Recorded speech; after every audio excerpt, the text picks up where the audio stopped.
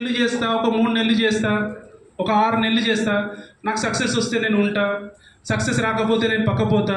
Success రాకపోవడానికి ఏమి లేదు. సో ఇప్పుడు మీరు అందరు స్టూడెంట్స్, ఫర్ ఎగ్జాంపుల్ నేను టీచర్.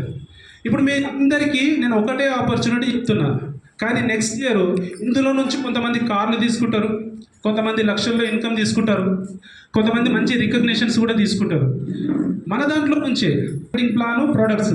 కానీ ప్రతి ఒక్కరూ సక్సెస్ కాకపోవడానికి కారణం ఏంటంటే వాళ్ళ యొక్క సెల్ఫ్ డిసిషన్. అంటే ఇది నా బిజినెస్, ఇది నా బిజినెస్ అని ఎవరైతే అనుకొని చేస్తారో సో వాళ్ళు ఇక్కడ గివ్ అప్ అనేది ఇయ్యరు. మనము ఇక్కడ స్టార్ట్ చేసినాము, మనం మొదలు పెట్టినాము, మనం ఎక్కడ బ్రేక్ అయితే అక్కడితో ఆగిపోతుంది అంతే. సో ఇప్పుడు రన్నింగ్ రేస్ ఉంది, 10 మంది వ్యక్తులు పరిగెత్తడానికి రెడీగా ఉన్నారు. సో 10 మందిలో ఒకరే గెలుస్తారు. ఆ ఒక్కరెవరు?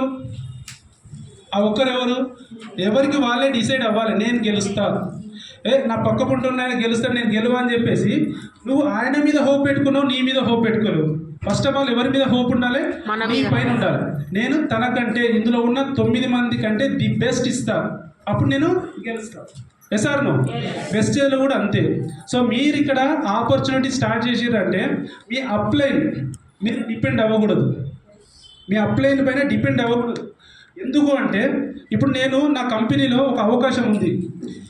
సో నాకు తెలిసిన ఒక ఫ్రెండ్కి చెప్పిన, అరే నువ్వు ఖాళీగా ఉన్నావు కదా, మన కంపెనీ అవకాశం ఇచ్చిండు, మీతో పాటు వస్తాడు, మీతో పాటు వర్క్ చేస్తాడు, కానీ అప్లైన్ పైనే నేను డిపెండ్ అవుతా. అప్లైన్ వస్తేనే నేను పని చేస్తా, అప్లైన్ రాకపోతే నేను ఇంట్లోనే ఉంటా. పని ఎవరిది? డ్రీమ్ ఎవరిది? అప్లైన్ అయితే కాదు కదా. అప్లైన్ డ్రీమ్ కోసం ఆయన పని చేస్తున్నాడు. సో మీ డ్రీమ్ కోసం మీరు పని చేయాలా లేదా? సో ఇక్కడ డిసిషన్ మీదై ఉండాలి. సో ఈ డిసిషన్ లేని వాళ్ళు ఫెయిల్ అవుతూ ఉన్నారు. ఈ డిసిషన్ లేని వాళ్ళు ఒక 4గురికి చెప్తున్నారు, వదిలేస్తున్నారు. సో వదిలేయడం వల్ల ఏమీ రాదు. సో ఈరోజు 2018లో నాకు అవకాశం వచ్చింది. 3rd మంత్ వచ్చేసి 1400+ వచ్చింది, 1400. అండ్ 4th మంత్ వచ్చేసి మళ్ళీ 700 పడిపోయింది, అండ్ 400 పడిపోయింది, 250కి పడిపోయింది.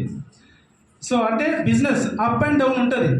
సో ఇది అర్థం కాకముందుకే చాలామంది ఏం చేశారంటే నాకు ఇన్కమ్ పెద్దగా వచ్చింది, మళ్ళీ తక్కువ వచ్చింది, ఇదేదో కరెక్ట్ లేదు అని చెప్పేసి మళ్ళీ డిసైడ్ అయిపోతారు. వీళ్ళకి ఇంకా పూర్తి నాలెడ్జ్ రాలేదు. ఈరోజు పిల్లల్ని మనందరికి వచ్చింది, మనం అర్థం చేసుకోగలుగుతాం, ఏంటో తెలుసుకోగలుగుతాం.